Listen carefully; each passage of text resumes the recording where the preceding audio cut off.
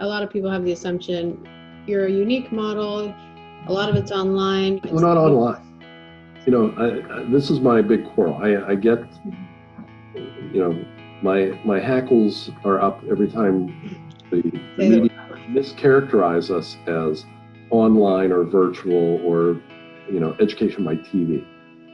As I said, what we're doing right now is what our classroom is like, except that there would be others participating. And, the ability to have this conversation or to have a lecture or a structured presentation and everybody's participating is there. It's no different from a classroom experience where we're all in the same space at the same time.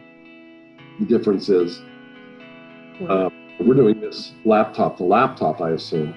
And our students are in classrooms that are equipped with large video monitors and cameras, and they're interacting in real time with their instructors.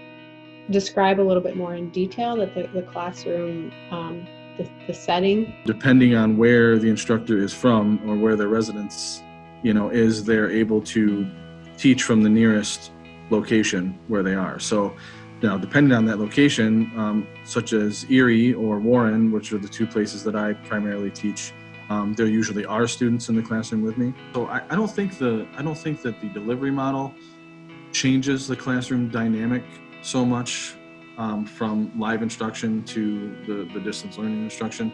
I'm still able to laugh and joke and talk and have the sort of classroom community and the classroom environment that I have in the live classroom.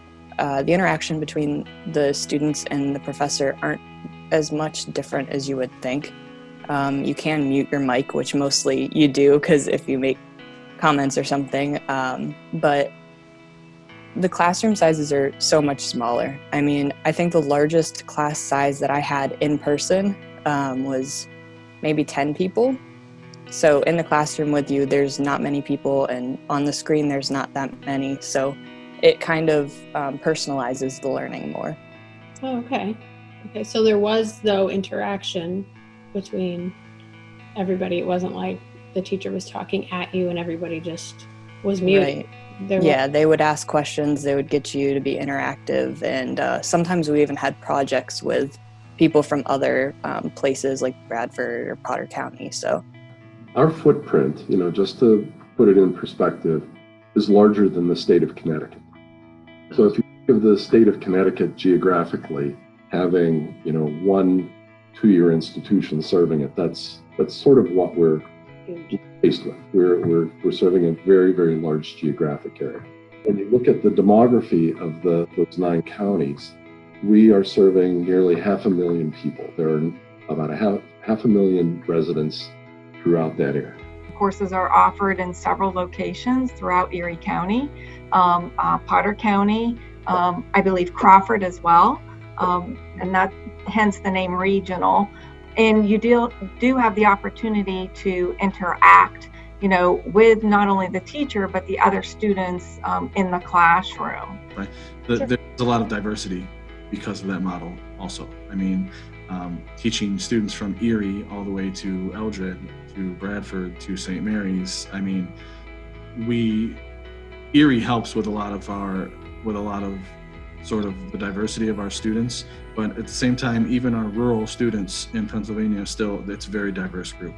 And I think it's very interesting and helpful to students that are in that enclave of their own communities, right? To even through a TV screen, see students that are halfway across the state almost, right? Now that I've transferred to RIT, there's thousands of students, so I don't know that many people. So it's a lot different in that aspect. I mean, the class sizes are bigger, so it's not as personalized.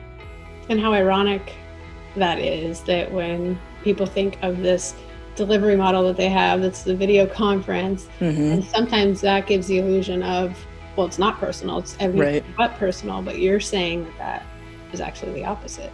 Yeah. If students would just drop in on me in my office and a live campus, then I try to do mandatory video conferences early in the semester to get students comfortable with the technology and comfortable with the dynamics, so that they feel comfortable just saying, can I, instead of saying, can I come to your office at 3:30, they would say, can we set up a video conference like we're doing here? I think that the personal touch of NPRC is just, you can't beat it. I mean, I'm on a name-to-name basis with the president. Like, you cannot beat that personal connection. Like, anybody there will be willing to help you out with anything you need. So